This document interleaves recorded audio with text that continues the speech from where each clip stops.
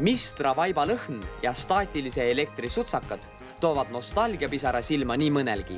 Tänaseks on see kõik ajalugu.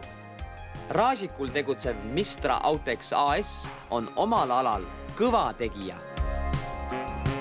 Meie ettevõtte Mistra toodab tekstiilist ja plastmassist igasuguseid tooteid autotööstustele. Nii et järgmine kord, kui sa oma uude Bemmi, Mersusse, Volvosse või Volkarisse istud, võid uhkust tunda.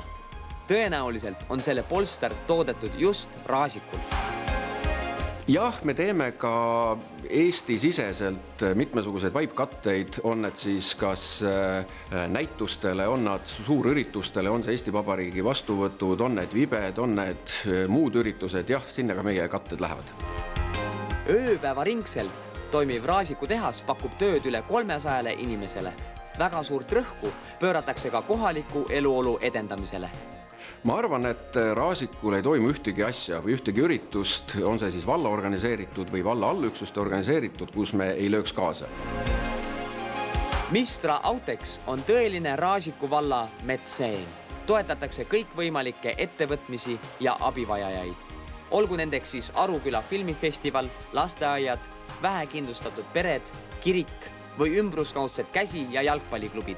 Eelmine aasta me tähistasime oma ettevõtte 30. juubelit ning selle puhul me siis ka kinkisime kogu valla rahvale, kinkisime siis tooli ehk siis suure pingi, mis siis asub praeguse Raasiku ambulatooriumi ja poe ees.